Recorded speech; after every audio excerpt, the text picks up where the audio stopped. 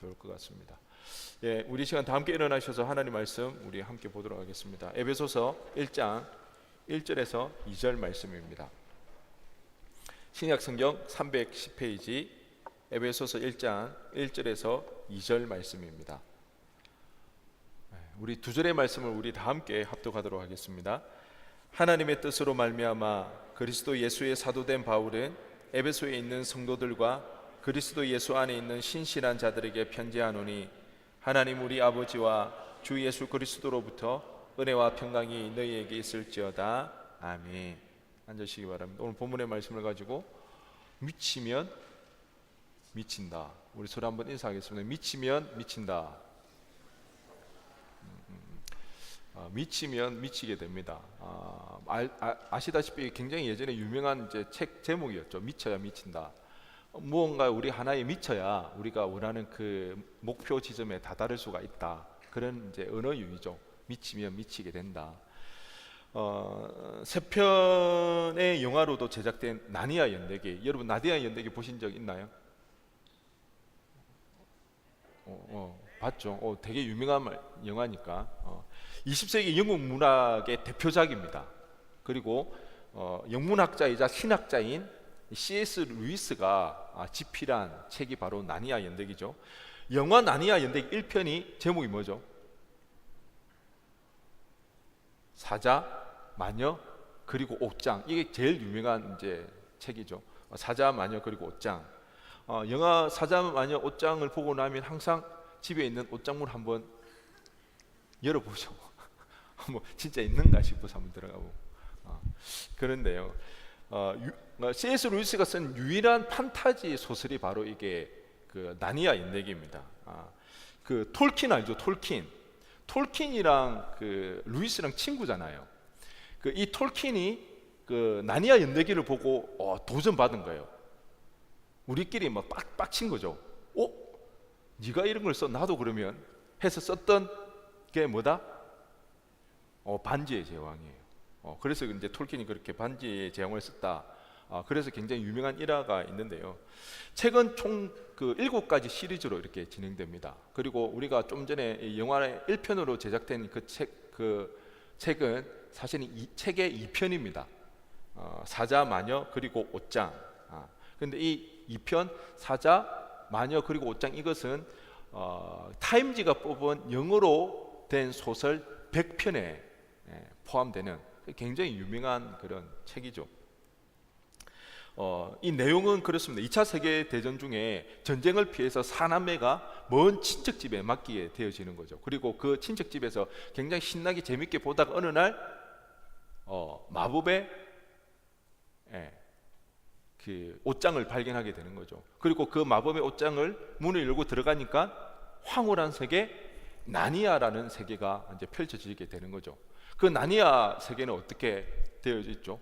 그 당시 하얀 마녀가 지배를 하고 있는 거죠. 그래서 수백 년 동안 겨울이 지속되고 있는 그런 상황이었어요.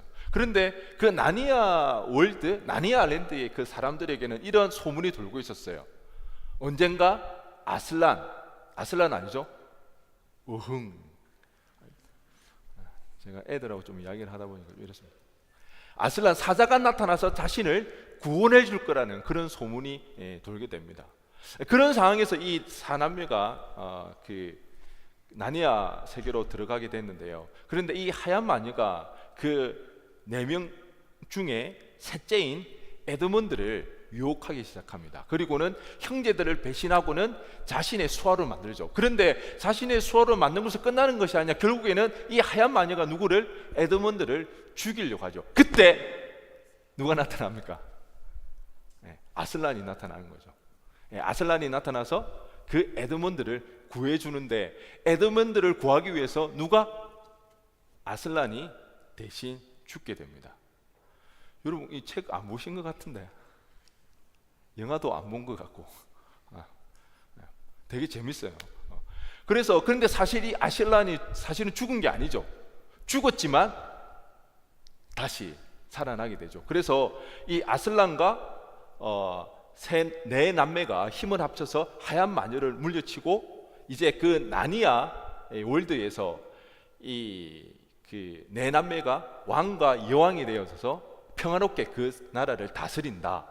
그러다가 어느 날 전설적인 하얀 숫사슴을 쫓으러 가다가 다시 그 마법의 옷장의 문을 열고 현실로 돌아오게 되는 것으로 이 이야기는 끝이 나게 되어집니다. 우리는 이 사자, 마녀 그리고 옷장 이 이야기를 들으면 느낌이 오죠. 아슬란이 누구다? 아슬란이 누구예요? 예수님. 네 남매는? 에드문드는 누구예요? 에드문드? 아니야? 에드문드? 아니야? 내가 그러면 에드문드인가? 우리가 다 죄인이죠. 에드문드죠.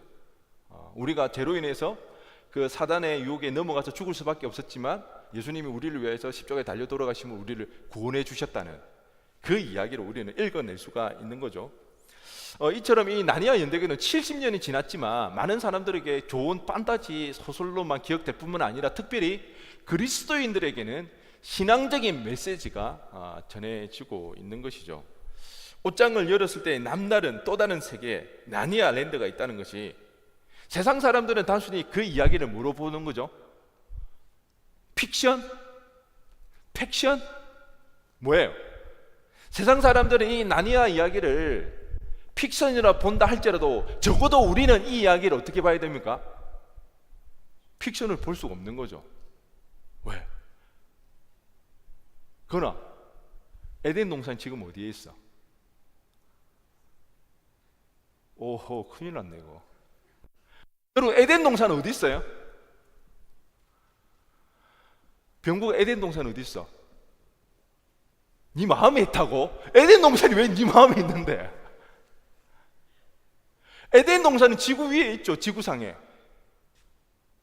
아닌가? 성경에 보니까 에덴 동산은 이 지구상 위에 있는 거예요. 하나님께서 아담과 하와를 만드시고 어디에? 에덴 동산에서 살게 하셨잖아요. 대신 그들이 죄를 범함으로써 아담과 하와를 내쫓으시고 그를 어떻게 했습니까? 에덴 동산을 뭐로 한 거예요? 그룹 천사들과 불칼, 화영검을 통해서 막으셨다는 거죠. 그러면 이 에덴 동산은 원래는 어디에 있었던 거예요? 어디에 있었던 거예요? 내 마음속에. 그거는 님이 내 마음속에 있는 거고, 아니 지구상에 있는 거예요. 여러분, 창세기 3장 24절 한번 보도록 하겠습니다. 한번 읽어볼게요. 시작.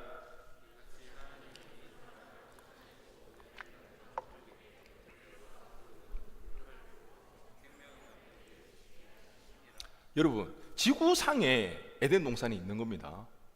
그리고 지금은 그 길을 못 들어가게 불칼과 천사들로 막고 있는 거예요. 그런데 단순하게 그것은 우리 눈에까지 보이지 않는 그런 신비한 일들이 일어나는 거예요. 성경은 분명히 이 에덴 동산이 지금 이 지구상 위에 있다고 이야기를 하고 있다는 거죠. 그래서 죄인인 우리가 들어가지 못하도록 지금 가로막고 있다는 거죠. 그래서 우리 눈에는 지금 보이지 않는 그런 일들. 하지만 이 세상은 분명히 있다는 거예요. 마치 나니아 연대기에서 마법의 옷장을 통해서 그 세상을 들어갈 수 있는 것처럼 이 에덴 동산도 우리가 열려지면 들어가게 됩니다.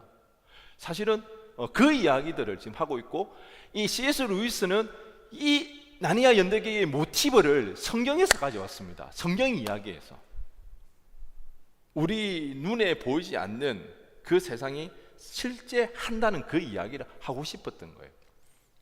에스겔서 36장 35절에 보면요, 사람이 이르기를 이 땅이 황폐하더니 이제는 에덴 동산같이 되었고 황량하고 적막하고 무너진 성읍들의 성벽과 주민이 있다 하리니, 어떤 상황입니까? 지금 남유다가 멸망했어요. 그리고 바벨론 포로로 잡혀갔던 거예요.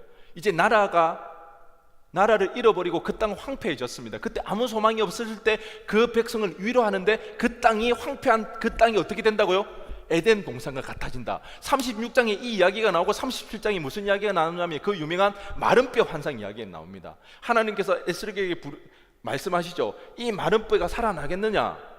그렇게 물었을 때 에스겔이 어떻게 이야기합니까? 여러분, 우리 대답을 잘해야 됩니다. 믿음도 없이 살아나면 이렇게 할 수가 없는 거예요. 잘 모르면 우리는 지혜롭게 어떻게 대답해야 됩니까? 에스겔처럼 이렇게 이야기해야 됩니다. 주님이 아십니다. 이게 지혜로운 거예요. 에스겔이 그렇게 이야기하는 거예요. 자신 없는 거예요. 살아날지 않을지 모르겠다는 거예요. 에스겔이 주님은 아십니다 이야기합니다. 그때 마른 뼈가 붙고 그 위에 살이 오르고 핏줄이 생기면서 살아나는 그 이야기가 일어납니다. 이것은 무엇을 의미합니까?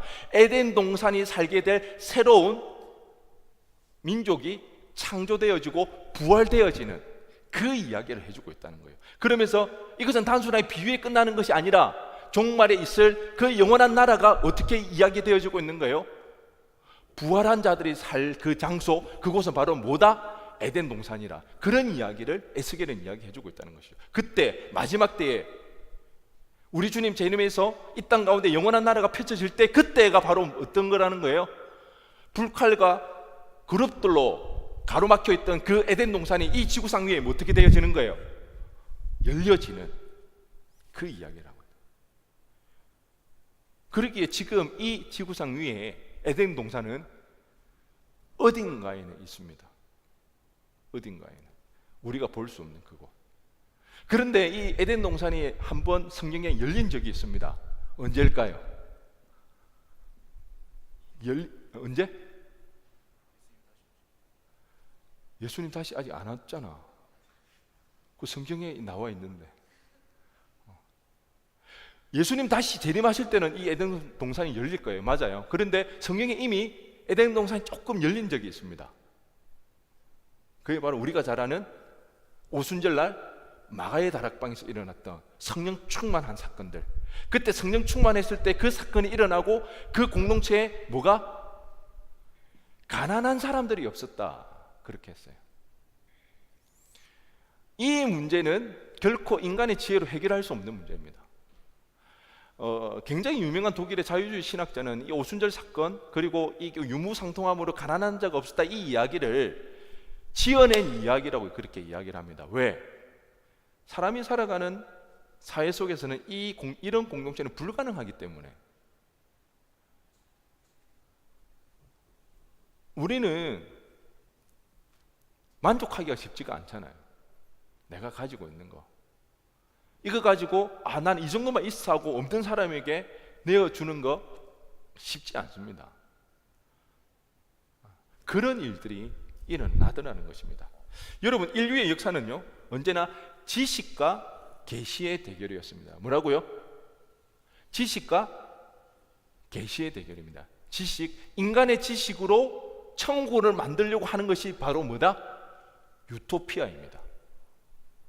그런데 하나님이 열어주시는, 하나님이 주인되는 그 나라, 그 하나님의 나라는 하나님의 계시로만 알게 되어지고 그 하나님의 나라는 신앙으로만 도달할 수 있는 거예요. 여러분, 우리 반만년 역사 가운데 오늘날이 가장 행복한 시절인지 여러분 아시고 있죠? 지금이 가장 잘 사는 때잖아요. 대한민국 역사 어떻습니까? 언제나 외세의 침입이 끊이지가 않았잖아요. 관심이 없나요? 우리하고 시대가 달라서? 언제나 외세의 침입이 있었습니다. 헐벗고 굶주리고 눈앞에서 포로로 끌려가고 눈앞에서 가족이 죽어나가는, 그것이 반만년 역사 가운데 계속해서 끊임없이 반복되어져 왔던 우리나라의 역사라는 거예요. 여러분, 지금만큼 잘 사는 행복한 시절은 없습니다. 우리나라가 세계적으로 경제 몇 위입니까? 제가 어제 알아보니까 2021년에 세계 경제 10위라고 합니다. 경제 대국입니다. 우리나라 역사관 가운데 전무후무한 그런 시대를 맞이한 여러분은 럭키입니다. 럭키. 행운이죠. 그래서 여러분 행복하십니까? 한나야 행복해? 얘들아 행복하니? 여러분, 이게 바로 인간의 지식으로 이룩하려고 했던 유토피아의 한계라는 것입니다. 사실 우리 행복하지 않으면 안 되는 그런 조건이죠. 이 정도로 잘 먹고 잘 살게 되었는데 우리 가만히 보면 그렇게 행복하지 않은 것 같거든요. 그러기에 우리가 지금 이렇게 모여서 예배하는 이유는, 적어도 우리는 나니아 랜드가 실제한다는 것을 우리는 믿기 때문에, 우리는 그 나라를 사모하기 때문에 우리는 이 자리에 있는 거예요. 왜? 인간이 이룩한 그 유토피아가 결코 우리를 행복하게 못 해주더라는 것입니다. 이 땅 어딘가에 에덴 동산이 실자며 언젠가 아슬란이 와서 그 땅을 열어줄 겁니다. 언제요? 이미 우리 주님께서 오셨죠. 그리고 제 많은 우리를 위하여서 십자가에 달려 돌아가심으로 우리를 위해 십자가에 달려 돌아가셨습니다. 그리고 다시 오실 그때에 이 땅 가운데 주님을 따르는 많은 사람들에게 그 에덴 동산을 열어서 우리가 그곳에서 눈물 없이 고통 없이 살 수 있도록 우리를 인도해 갈 것입니다. 여러분 이 사실을 믿으시나요? 믿는 사람으로서 이 세상을 살아가고 있나요? 우리는 이 믿음 가지고 살아가는 거예요. 이 믿음. 에베소서가 바로 이 이야기를 해주고 있습니다. 예수님께서 이 땅에 오셔서 한 일이 무엇인가, 이루신 그 구원의 어떤 구원을 이루셨는가, 그리고 그 구원받은 자로서 그 소명 있는 자, 부르심 받은 자로서 어떻게 살아가야 되는가, 그 이야기를 해주는 것이 바로 에베소서 말씀입니다. 오늘부터 에베소서 말씀을 볼 텐데요, 몇 주가 될지는 모르겠어요. 못해도 뭐 3-4달은 될 것 같은데요, 될 때까지 이 에베소서 말씀을 나누기를 원합니다. 에베소서는요, 우리가 간략하게 먼저 알아보면 사도 바울이 기록한 거죠. 에베소 지역에 있는 사람들에게 그가 로마의 감옥에 아마 있을 때 기록한 것 같습니다. 시기는 61년에서 62년경에 편지를 보냈습니다. 그런데 오늘 본문 1절에 보니까 에베소에 있는 사람들에게 편지를 한다고 그렇게 기록되어져 있는데, 그런데 우리가 가장 빠른 사본을 찾아봤을 때 가장 이런 식의 나왔던 사본에는 에베소라는 이 지역 이름이 들어가 있지 않더라는 겁니다. 그리고 가만히 이 에베소서 말씀을 보면 특정한 지역이나 특정한 사람의 이름이 나오지가 않아요. 특정한 지역의 그 문제라든지 그런 이야기들이 나오지 않고 굉장히 일반적인 내용들, 그런 내용들이 나오더라는 것입니다. 그래서 에베소 지역뿐만 아니라 다른 지역에도 충분히 적용 가능한 그런 이야기들로 기록되어 있는 것을 봤을 때, 이 편지는 에베소 지역을 위시하여서 이유로 개척된 주변의 지역들에게 함께 돌려가면서 보라고 하는 회람 형식의 편지였을 것이다. 단순하게 에베소 지역뿐만 아니라 고린도전서, 고린도후서 같은 경우는 고린도 교회에 일어나는 그 문제, 고린도 교회에 지금 그 신앙생활하는 사람들의 이름이 정확하게 나오거든요. 근데 에베소서는 그렇지가 않다는 거죠. 그래서 그렇게 에베소 지역뿐만 아니라 그 주변에 있는 지역들에게서 돌려가면서 충분히 볼 수 있는 그런 회람 형식의 편지였을 것이다. 우리는 그렇게 볼 수가 있습니다. 사도행전 19장에 보면 이 에베소 지역이 나옵니다. 사도행전 19장.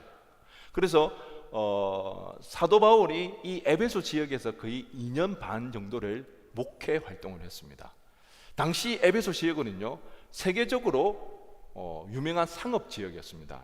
그래서 굉장히 부유한 지역이었겠죠. 뿐만 아니라 여기에는요, 굉장히 유명한 신전이 있었는데 바로 아르테미스 신전입니다. 여신이었습니다. 풍요와 다산을 상징했고요. 특히 에베소 지역의 아르테미스 신전이 유명한 이유는 그들에 의하면 이런 소문들이, 이런 전설들이 그들 가운데 있었습니다. 제우스 신이 직접 하사한 신상이 바로 이 에베소 지역에 있는 아르테미스 신상이다. 그런 소문이 있었기 때문에 에베소 지역의 이 아르테미스 신전은 굉장히 유명한 신전이었습니다. 이런 에베소 지역에 사도 바울이 지금 편지를 써보내는데요, 에베소서는 총 몇 장으로 되어 있나요? 총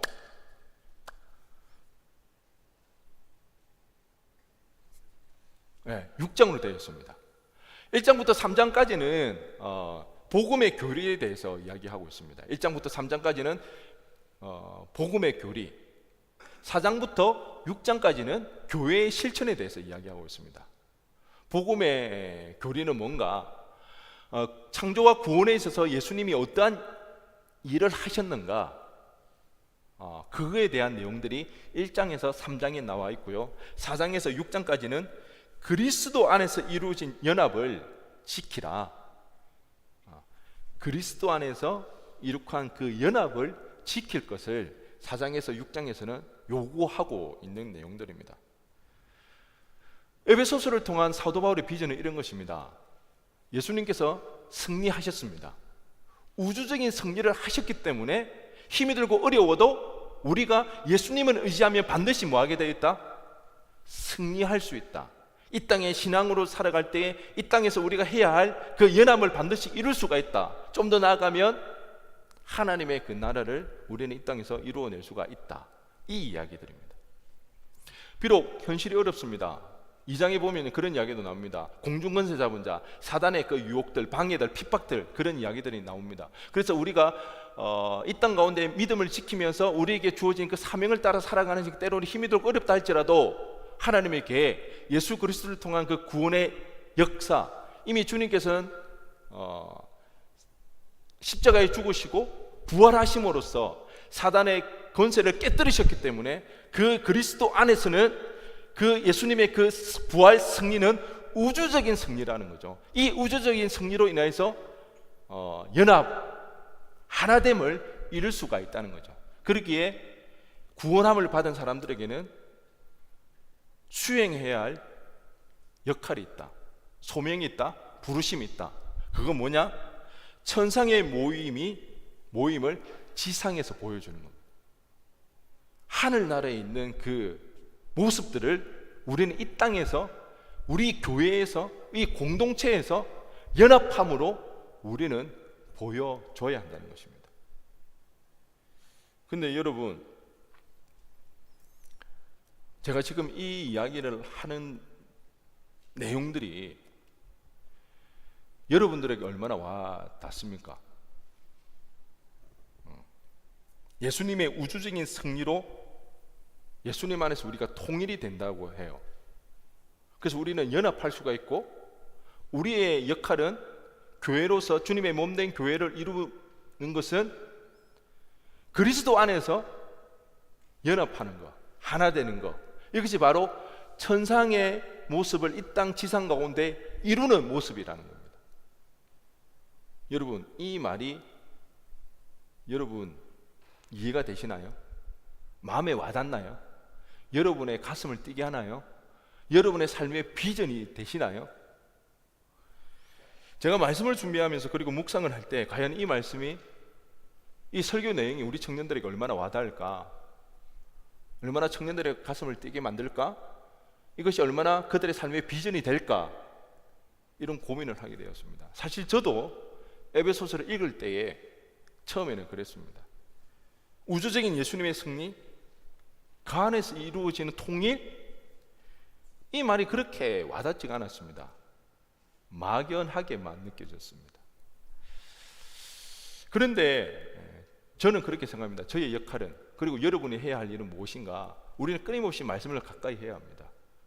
말씀을 묵상하고요, 말씀과 씨름해서 우리의 사고가 바뀌어 나가야 되는 것입니다. 여러분의 사고 체계가, 여러분의 마인드셋이 바뀔 수 있도록 우리는 끊임없이 여러분은 말씀과 씨름해야 되고요, 저는 그 일을 위해서 말씀을 가르치고 말씀을 전하고 여러분을 독려해 나가야 하는 것입니다. 여러분, 예언자적 상상력이라는 게 있습니다. 예언자적 상상력. 여러분, 예언자가 하는 일 뭐죠? 예언자가 하는 일? 예언자는 단순히 우리가 미래의 일을 말하는 그런 점치는 사람들이 아닙니다. 예언자라고 하는 것은 하나님의 뜻을 깨달아 하나님의 뜻을 알려주는 것입니다. 하나님이 어떤 그림을 그리고 있는지, 하나님이 원하시는 뜻이 무엇인지를 알고 그것을 알려주는 것. 그러니까 예언자적 상상력이라는 것은 이 땅에, 이 지상에 존재하는 것이 아니라는 거죠.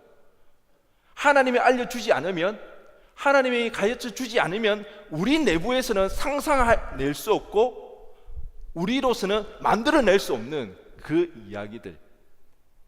그래서 예언자적 상상력이라는 것은 하나님의 뜻을 깨달아 이 땅에 없기 때문에 그것으로 상상하는 거예요. 상상해 볼 수밖에 없어요. 왜? 이 땅에 존재하지 않는 가치관이니까, 이 땅에 존재하지 않는 그런 모습이기 때문에. 그래서 우리에게는 이 예언자적 상상력이 필요합니다. 어떻게 해요? 말씀을 통해서.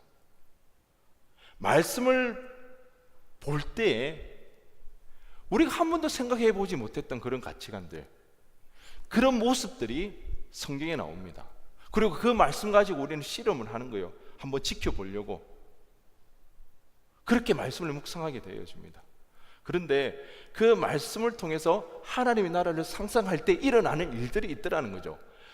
성경은 단순하게 기록된 책이 아니죠. 성령의 감동에 의해서 기록된 책입니다.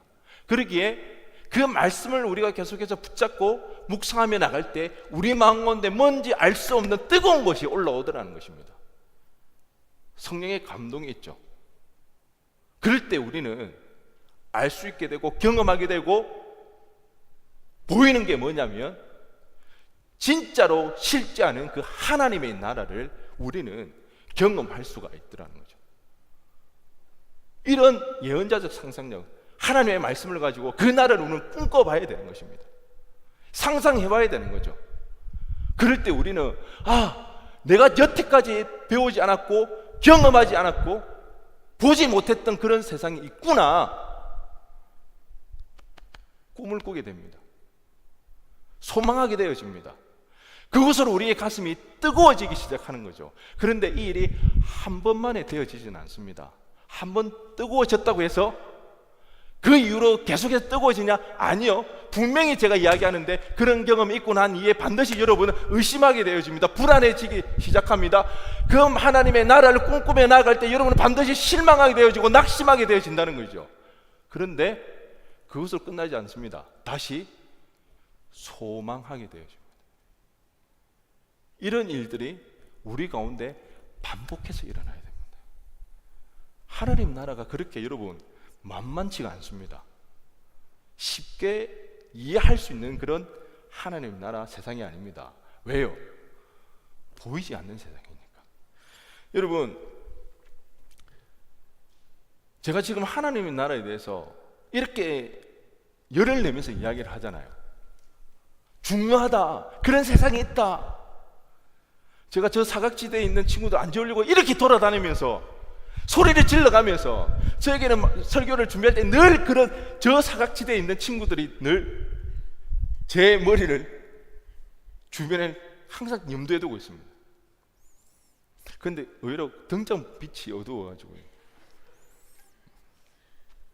그런데 여러분, 제가 굳이 여러분에게 돈의 건세에 대해서 이야기할 필요 있을까요, 없을까요? 돈의 힘이 있는 거. 여러분, 돈이 힘이 있어요. 돈 많이 벌어야 돼요. 돈 중요해요. 그 이야기 할 필요 있어요, 없어요? 그거 알려줘야 돼요? 그거는 알려줄 필요도 없이 여러분 이미 다 알고 있어요. 이미 우리는 태어나서 자라오면서 그거는 우리도 모르는 사이에 몸에 배어 있는 거예요. 경험되어져 있고 다 아는 거예요. 자유주의를 미명한 자본주의가 우리 사회를 판치고 있기 때문에 자본주의의 신은 뭡니까? 돈이죠, 돈. 만몬신.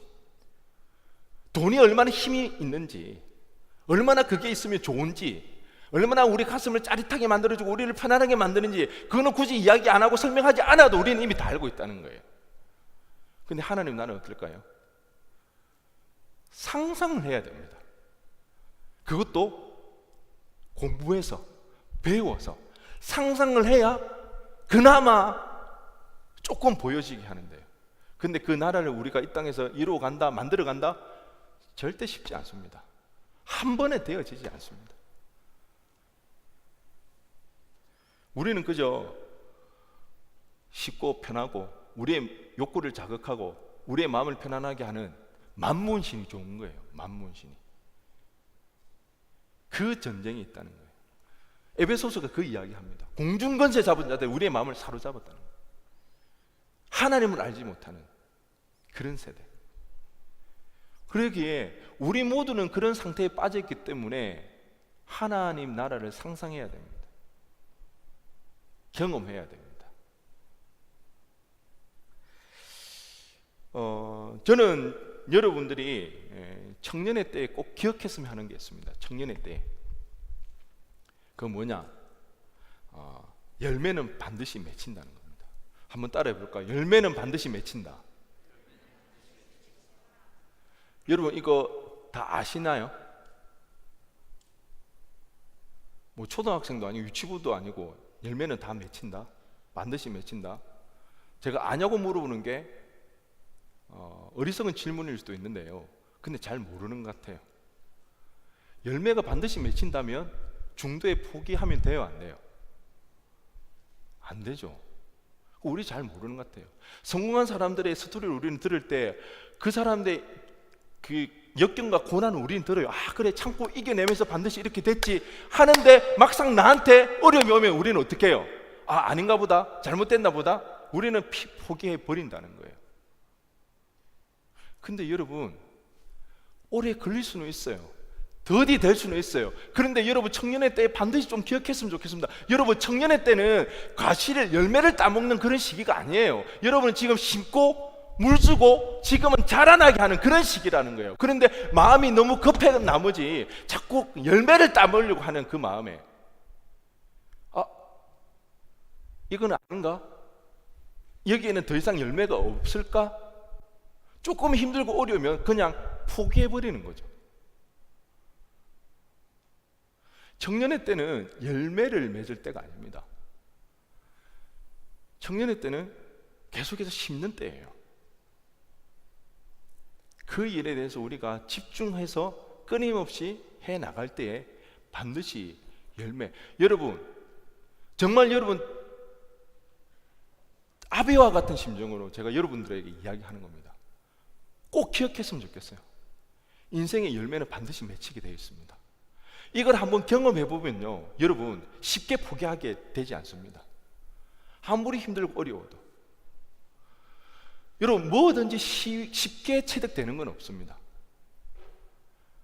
힘들고 어렵게 내가 연구하고 또 공부해서 한번 체득해 놓으면 어떻게 되나요? 평생 그것은 내게 됩니다. 내 자신이 됩니다. 우리는 포기하면 안 됩니다. 집중해서 해나가야 됩니다. 하나님 나라도 이와 같습니다. 그 N.T. 라이트의 바울 평전에 보면 사도 바울이 이런 이야기를 합니다. 바울이 사도로 내내 일하면서 그 앞에 놓은 모든 일을 오로지 빛나는 영광 가운데서 척척해 나갔으리라고 추측하는 사람은 고린도 후서를 도저히 공부할 수 없으며 백날 공부해봤자 아무 소용이 없다. 여러분 N.T. 라이트가 굉장히 유명한 학자거든요. 제가 아마 유학을 갔으면 이 교수님 밑에서 공부했을 겁니다. 그렇게 내가 공부하고 싶었고, 제가 N.T. 라이트 책을 굉장히 많이 보는데요. 거의 뭐 21세기에 지금까지 신학자 중에 가장 위대한 100년에 한 명 나올까 말까 그런 신학자가 아닌가. 특히 바울 신학에 관해서는 타고난 분입니다. 이분이 그런 이야기하는 거예요. 사도 바울은 그냥 하는 것마다 그냥 모든 일이 척척 잘 되었을까로 그렇게 생각하는 사람들은 사도 바울을 잘 모른다는 거예요. 사도 바울을 공부할 이유가 없고 백날 공부해봤자 될 게 없다는 거예요. 고린도 후서에 보면 사도 바울이 얼마나 절망해 있는지, 얼마나 그가 패닉에 빠져 있는지, 상심하여서 정말 죽을 것 같은 그 심정을 토로하고 있는 내용들이 고린도 후서에 나오더라는 것입니다. 그냥 되는 일은 없습니다. 여러분, 우리가 하나님 나라가 아득히 멀리 느껴지고 전혀 와닿지 않는 게 당연하죠. 왜? 죄인이기 때문에. 여러분 이럴 때 우리가 죄인이 얼마나 우리 죄가 큰가 그걸 우리는 실감할 수 있는 거예요. 그 하나님을 우리가 느끼기가 쉽지 않는 거예요. 그 하나님의 나라를 우리가 만져지지가 않는 거예요. 그런데 그 일을 우리가 포기하지 않고 끊임없이 해나가며 언젠가는 그 나라가 우리 손에 닿을 듯한 곳에 와 있다는 겁니다. 여러분 청년의 때 무엇보다도 포기하지 말고 집중해야 될 것은 바로 이 하나님 나라라는 것입니다. 이 하나님 나라를 꿈꾸고 그 나라를 추구하면서 우리는 살아가야 되는 것입니다. 얼마 전에 뜻밖의 여정이라는 TV 프로그램 혹시 아시나요? 뜻밖의 여정, 너무 재밌던데. 아니면 나의 해방 일지는 혹시 아십니까? 저하고 코드 그럼 요새 뭐가 재밌어요? 오로지 말씀, 오직 기도, 부흥회, 할렐루야. 뜻밖의 여정이라는 이 프로그램을 봤는데요. 그 영화배우 윤여정 씨 아시죠? 이분이 이제 그 할리우드에서 오스카상을 수상하고 난 뒤에 LA로 여행하는 그 모습을 담은 그 여정을 담은 게 뜻밖의 여정인데요. 여기에 보면 이제 윤여정 씨의 찐친들이 대거 등장하더라고요. 진짜 친한 친구들. 미국 갈 때마다 같이 만나고 같이 집에 들르는 그런 친구 한 명 있는데, 이 친구 그 중에 한 친구는요, 침대를 같이 쉐어하더라고요. 한 침대 같이 자요. 윤여정 씨가 굉장히 깔끔을 뜨는데 다른 사람에게 누구에게도 그렇게 한 침대에서 자지를 않는데 이 친구한테만은 같이 침대를 쉐어한대. 왜? 이 친구 혼자 잘 수 없어서, 혼자 자지를 못하니까. 그 정도로 이 두 분이 굉장히 친하대요. 이 친구분에게 그런 이제 질문을 했던 거죠. 윤여정 씨가 오스카 수상하는 것을 봤냐고. 그래, 봤다고. 그때 기분이 어땠냐고. 좋았다고, 감격스러웠다고. 그러면서 하는 말이 뭐냐면 너무 많이 울었다고. 왜요? 다른 사람은 몰라도 자기는 윤여정 씨가 지금까지 걸어온 길을 누구보다도 잘 알기 때문에, 그가 얼마나 힘들었는지, 그가 얼마나 아파했는지, 그 사실을 이 친구는 너무나도 잘 알았기에 그 수상한 상을 보고 그냥 좋아만은 할 수는 없었던 거죠. 오열하며 울었다고 그렇게 이야기를 합니다. 우리가 보기에는 화려해 보입니다. 하는 것마다 잘 되고 그냥 당연히 그 상을 수상한 것처럼 겉으로 보기에는 보일지 몰라도 윤여정 씨는 엄청난 역경과 고난 속에서도 묵묵히 그 길을 걸어왔기에 오스카상이라는 상을 수상할 수가 있었던 거죠. 거기에 보면 또 찐친 동생분이 한 명 나오는데요. 윤여정 씨가 오스카상을 받았을 때가 70이 넘었습니다. 70이 넘어서도 오스카상이라는 이 대단한 상을 받은 걸 보면 굉장히 이제 도전을 받는데, 이분도 나이가 60세가 넘었습니다. 68세입니다. 그런데 이분도 경력이 굉장히 화려합니다. 할리우드에서 애니메이션 관련해서 일을 하시는데 아카데미 회원이라고 합니다. 그리고 이분이 그 TV 부분에 오스카상이라고 할 수 있는 에미상을 수상한 분입니다. 이분이 애니메이션에 동참한 작품이 뭐가 있냐면 타잔, 달마시안, 심슨, 이런 부분에 동참을 하게 되면서 에미상을 수상하게 되었다더라고요. 그러면서 70이 넘은 윤여정 씨가 상을 받는 걸 보면서 이분이 한 말이 있어요. 인터뷰를 하는데 자기가 이 멘트를 준비해 왔대요. 이 말은 꼭 영어로 해야 된다면서 준비를 해왔는데, 그렇게 이런 이야기예요. 나이가 들수록 인생의 목표가 사라지기 쉽다는 거죠. 그렇잖아요. 나이가 들수록 여러분 목표가 점점 사라집니다. 목표가 있을 수가 없다는 거예요. 그런데 그 윤여정 씨를 보면서 이분이 그런 이야기를 했습니다. We are never too old. We are never too old to accomplish big things. 이해하시죠? 번역해 줘야 됩니까? We are never too old라는 거예요. 결코 나이 많은 때가 없다는 거예요. To accomplish.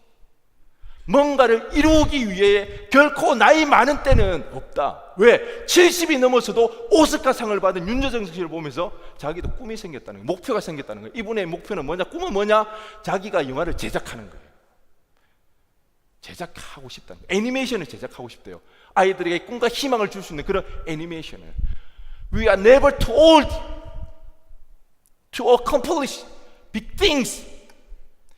68세인 이분이 나이가 많아서 목표를 가질 수 없다는 그런 생각은, 결코 나이가 많을 수는 없다, 그런 이야기를 한다는 거예요.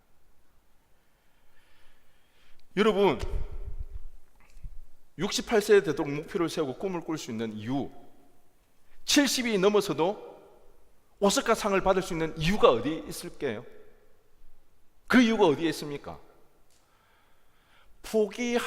포기해야만 한 이유가 수만 가지가 더 되는 그 상황 속에서 그들은 좌절하지 않았습니다. 포기하지 않았습니다. 지금 당장 달콤한 열매가 그들에게 주어지지 않는다 할지라도 그 일상이 너무나 풍부하고 때로는 괴롭고 지루한 그런 일상의 연속이라 할지라도 그들은 묵묵히 자기들이 해야 할 일을 해나갔기 때문에 결국 이 나이 때에 오스카상이라는 것을, 그리고 68세에도 자기가 꿈을 꿀 수 있는 그런 상황들이 됐다는 것입니다. 여러분의 삶에 변화가 단번에 일어나지 않습니다. 여러분이 노력하고 애를 쓰는 것이 당장 열매로 맺혀지지 않습니다. 여러분이 열심히 하나님 나라를 구하는 것이 단번에 손에 잡히거나 그 하나님 나라가 그 여러분의 삶 속에서 이루어지거나 경험되어지지가 않는다는 것입니다. 하지만 우리가 포기해야 할 이유가 수만 가지가 된다 할지라도, 그럼에도 불구하고 당장 내 손에 그 나라가 잡히지 않는다 할지라도 묵묵히 우리가 이 믿음의 길을 걸어가다 보면 언젠가는 여러분 그 하나님 나라가 우리 손에 잡히게 된다는 것입니다.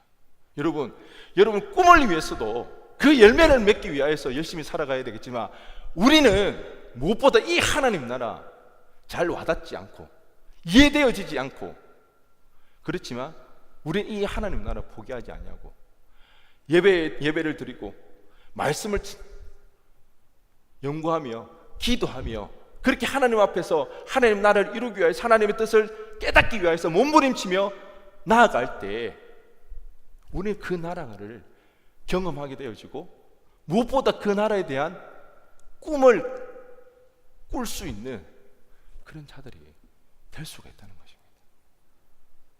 당연히 어렵습니다. 당연히 힘듭니다. 단번에 되지 않습니다. 여러분 이 사실을 좀 기억하면 좋을 것 같습니다. 언제나 우리가 그 하나님 나라를 꿈꾸게 되면 실험하게 될 때에 반드시 여러분들에게 발생하는 일이 있습니다. 그것은 의심입니다. 불안입니다. 여러분 그것을 이상하게 여기지 마시기 바랍니다. 당연합니다. 의심과 불안 속에, 그렇지만 신기하게도 하나님을 더 신뢰하게 되면서 우리는 점점 그 하나님 나라를 꿈꿀 수가 있게 되어지는 것입니다. 여러분 우리가 어떻게 하면 미칠까요? 너무 좋아서 미칠 때도 있지만 또 어떻게 하면 너무 힘들어서 미칠 때도 있습니다. 너무 좋아서 미친다는 건 뭐예요? 내가 그거 좋아하니까, 그 일을 좋아하니까 우리는 미치는 거예요. 너무 힘든 것은, 그 힘이 들고 어려워도 불구하고 미칠 정도로 힘든 것은 포기하지 않고 그 일을 우리가 하고 있다는 증거이죠. 그러기에 너무 좋아서 미치든 너무 힘들어서 미치든 미치면 뭐 하게 된다? 미치면 미치게 된다는 것입니다. 여러분 때로는 힘들어도 묵묵히 이 믿음의 길을 걸어갑시다. 지금 당장 깨달아지지 않더라도, 손에 잡히지 않더라도, 우리가 바라는 그 열매가 맺혀지지 않는다 할지라도 변하지 않는 나의 일상, 그 평범하고 지루한 그 일상이라 할지라도 기도하기를 포기하지 마시기 바랍니다. 예배를 더 사모하시기 바랍니다. 하나님 말씀을 더 가까이 하시기 바랍니다. 그럴 때 어느 순간 그 하나님 나라가 우리 가운데 임하게 될 줄로 믿습니다. 하나님 나라에 미쳐서 하나님 나라에 미치는 저와 여러분 되어지기를 주님의 이름으로 간절히 축원드립니다.